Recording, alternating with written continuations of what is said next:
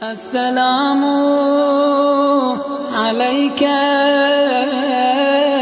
يا أبا عبد الله، السلام عليك يا ابن رسول الله۔ بسم اللہ الرحمن الرحیم۔ ماہ مبارک رمضان کے 24ویں دن کے روزے کی دعا۔ اللہم انی اسألک فیما یرضیک واعوذ بک مما یؤذیک واسألک التوفیق فیہ لان اعطیک ولا اعصیک یا جواد السائلین۔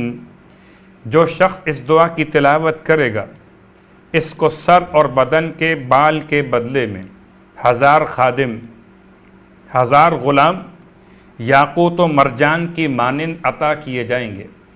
اللہ کا رسول صلی اللہ علیہ وآلہ وسلم نے 24ویں دن کے روزے کا ثواب کچھ اس طرح سے بیان کیا کہ ہر شخص دنیا سے اس وقت تک نہیں جائے گا آج کے روزے داروں میں سے جب تک جنت میں اپنا مکان نہ دیکھ لے۔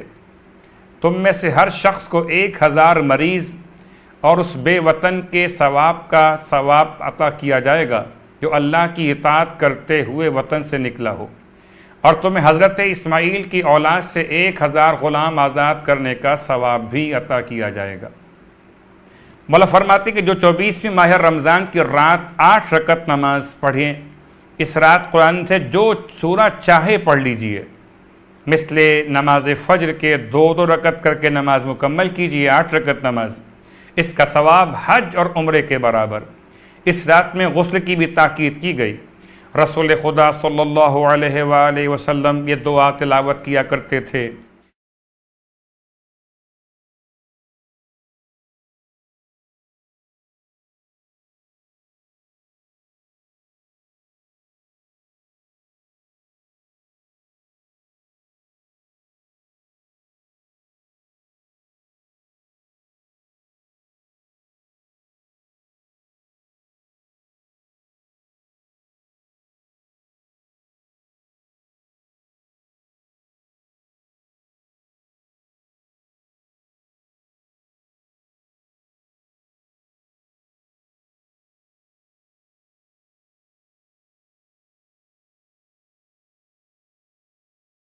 سورہ الرحمن بہترین سورہ پروردگار عالم کی طرف سے، جسے عروس قرآن کے نام سے بھی یاد کیا جاتا ہے۔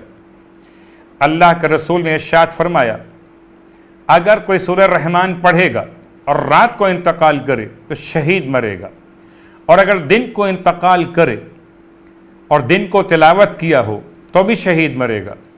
اگر کوئی انسان سورہ مبارکہ الرحمن کو پانی میں گھول کر یہ پانی ایسے مریض کو پلائے جس سے خاص طور سے تلی کا مرض واقع ہوا ہو، تحال کا مرض واقع ہوا ہو، شفا پائے گا۔